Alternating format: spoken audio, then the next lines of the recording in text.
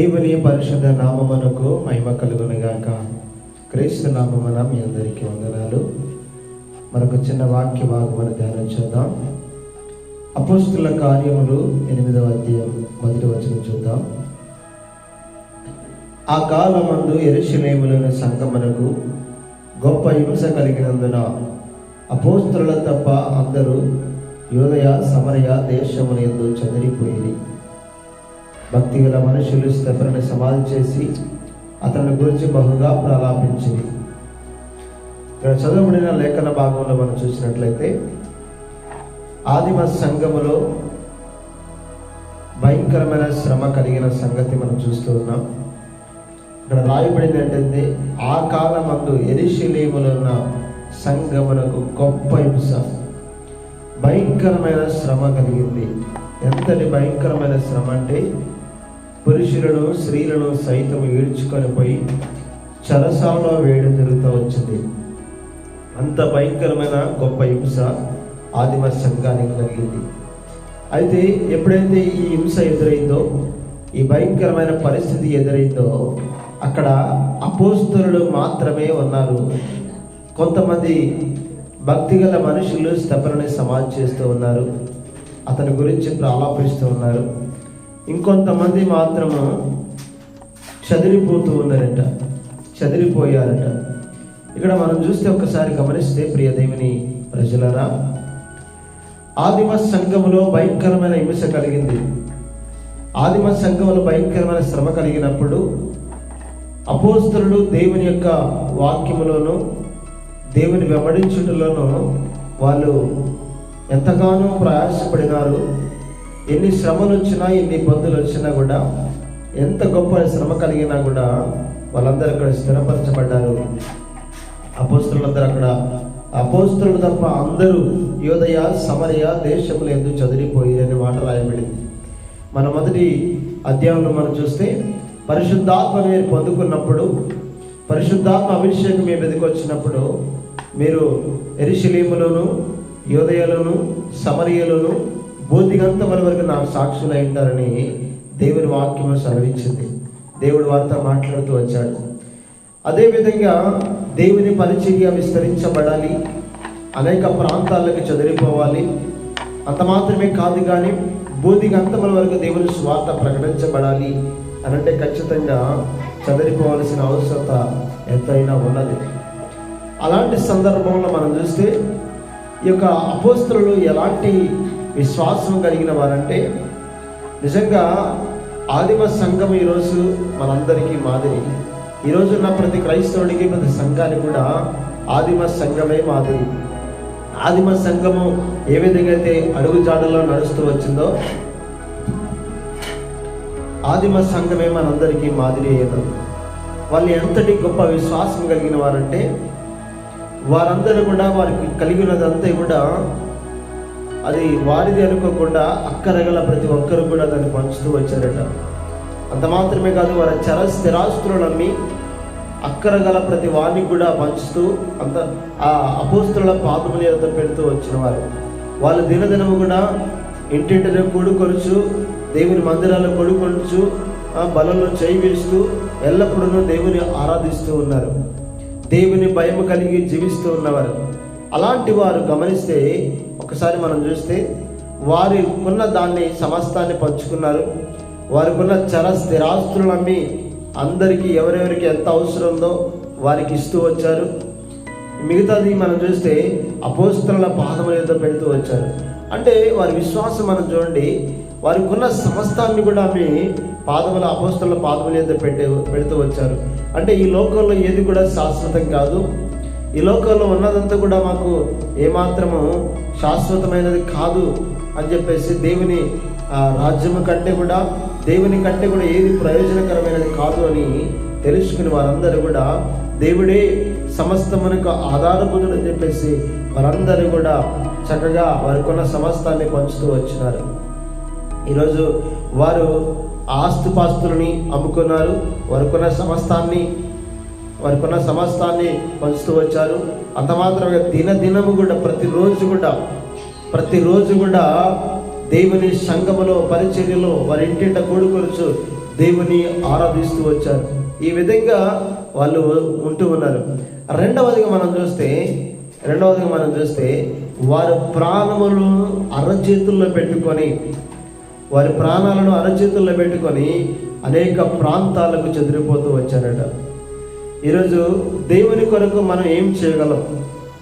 ఈరోజు మనం దేవుని కొరకు మా అయితే ఏం చేయగలుగుతాం అంటే పరిచర్య చేయగలుగుతాం. మామూలు మనమైతే ఒక 100 రూపాయలు 1000 రూపాయలు ఇవ్వగలుగుతాం. కానీ సమస్తాన్ని అయితే దేవుని పరిచర్య కొరకు ఇవ్వలేం కదా.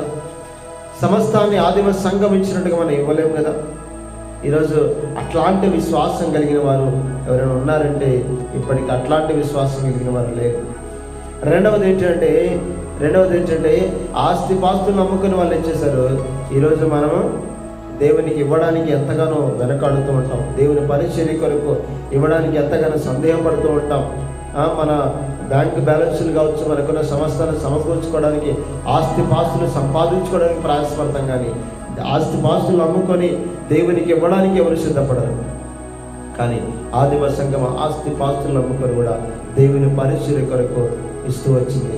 రెండవది ఏంటంటే వారి ప్రాణములను లెక్క చేయకుండా వారు అనేక హింసలు పొందుతూ కూడా భయంకరమైన శ్రమ పొందుతూ కూడా వాళ్ళు చదిరిపోతూ వచ్చారు. కానీ ఎందుకు? యేసుక్రీస్తుని నమ్ముకున్నందుకు ఇన్ని కష్టాలు.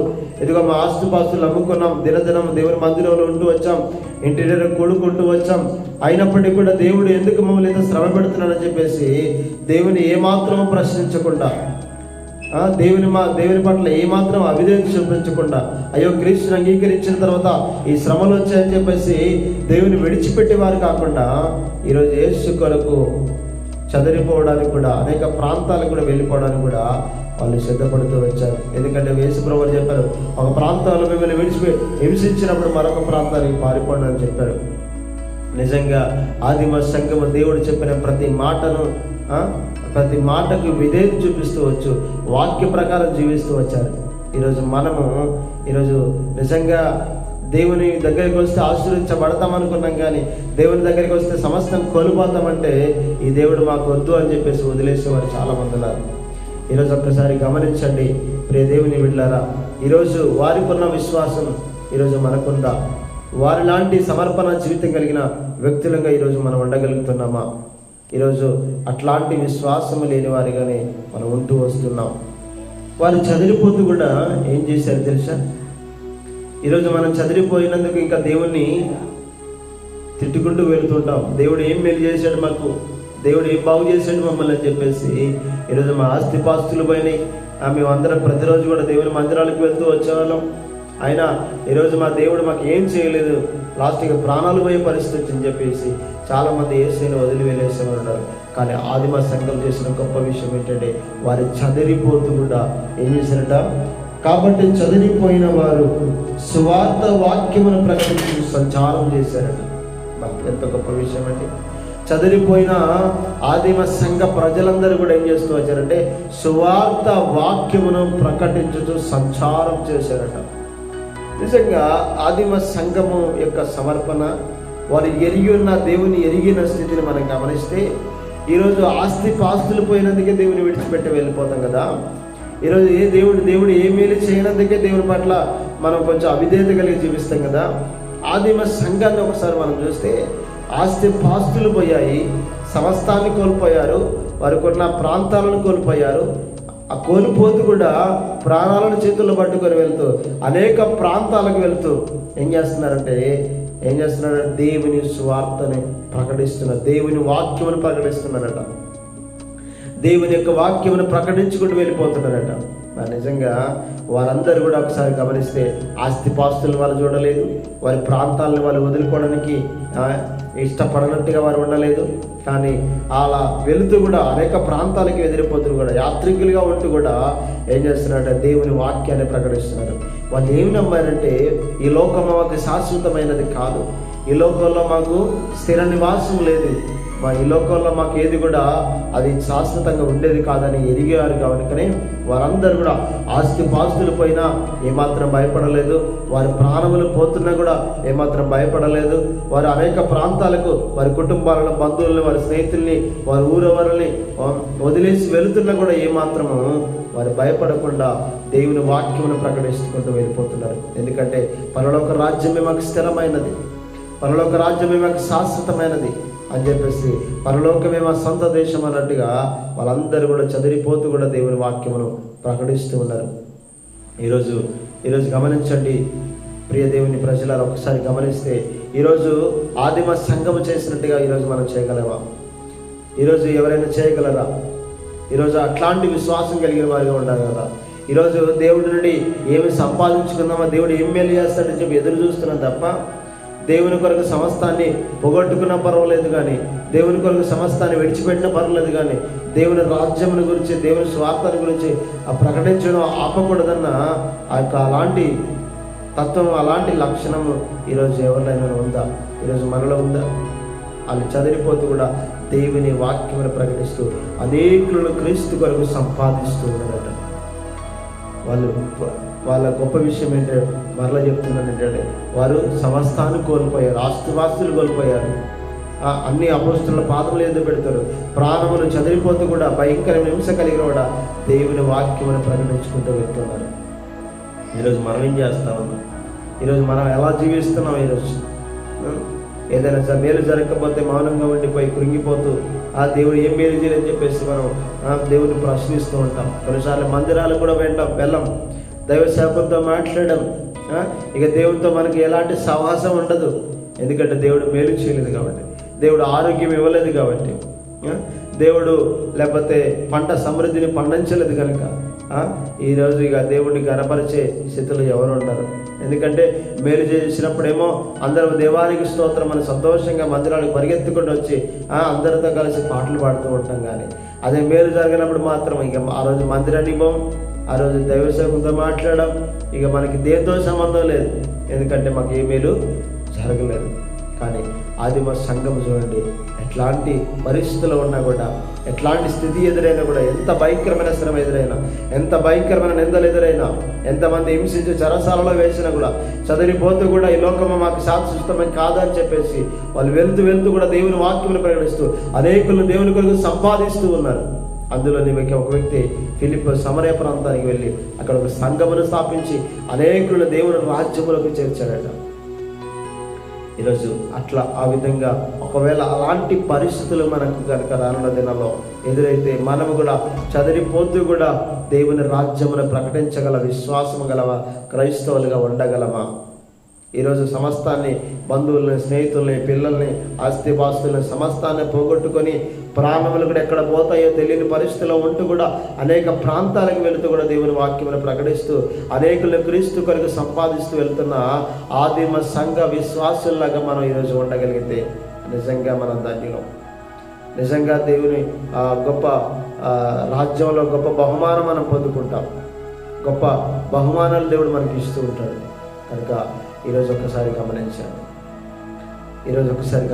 అక్కడ స్థిరపరచబడ్డారు కొంతమంది, శ్రమలు తట్టుకున్నారు కొంతమంది స్తెఫను విషయంలో భక్తి గల మనుషులు వారి సమాధి చేస్తున్నారు. ఎన్ని శ్రమలు ఎదురైనా స్తెఫను చనిపోయినప్పుడు అతను ఎవరు పట్టించుకుంటున్నప్పుడు భక్తి గల మనుషులు మా ప్రాణాలు పోయిన పర్లేదని చెప్పేసి అతను తీసుకెళ్ళి సమాధి చేస్తున్నారు.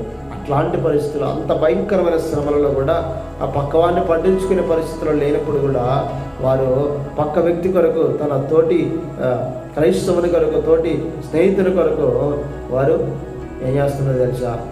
ముందుకు వచ్చేసి సమాధి కార్యక్రమం చేస్తున్నారు. మూడవదిగా కొంతమంది పారిపోతూ కూడా దేవుని వాక్యాన్ని ప్రకటిస్తూ